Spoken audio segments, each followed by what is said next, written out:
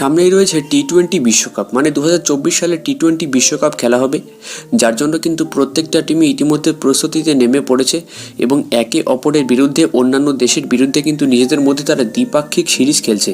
আর সেখানে কিন্তু অবশ্যই টি-20 ম্যাচ রাখছে তারা, কারণ সামনেই রয়েছে টি-20 বিশ্বকাপ। আর তবে তার আগে এই মুহূর্তে কেকেআর ফ্যানদের জন্য একটা সবথেকে বড় সুখবর বেরিয়ে এলো আফগানিস্তান তারকা রহমানুল্লাহ গুরবাজকে নিয়ে। তো কী সেই সুখবর, সব কিছুই বলবো ডিটেলসে, ভিডিওটা সম্পূর্ণ দেখো। আর একজন কেকেআর ফ্যান হয়ে থাকলে, ক্রিকেটকে ভালোবেসে থাকলে আমাদের ভিডিওটিকে লাইক করে চ্যানেলটিকে অবশ্যই কিন্তু সাবস্ক্রাইব করে দিও। তো দেখো, তোমরা হয়তো অনেকেই জানো না বা অনেকেই জানো যে ইতিমধ্যে কিন্তু চলছে আফগানিস্তান এবং ইউএই মানে সংযুক্ত আরব আমিরাতের মধ্যে টি-20 সিরিজ চলছে।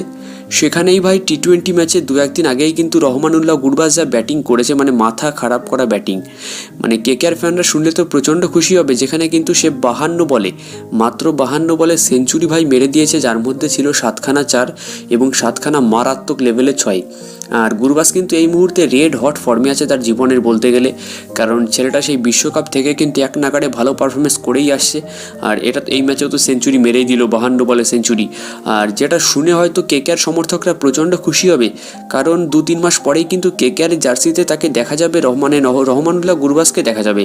তো এই খবরটা শোনার পর কেকেআর ফ্যানরা কতটা খুশি হলে নিচে কিন্তু অবশ্যই কমেন্টে জানিও, কারণ গুরবাজ কিন্তু এই মুহূর্তে তার জীবনের সেরা ফর্মে আছে।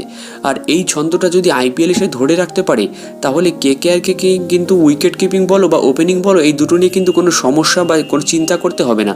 সুতরাং কেকেআর ফ্যানরা একটাই প্রে করছে, সে যেন এরকমই ফর্মে আইপিএল 2024-এ থাকে। তো তুমিও কি একজন কেকেআর ফ্যান? তাহলে ভিডিওর নিচে কিন্তু অবশ্যই কমেন্টে জানিও।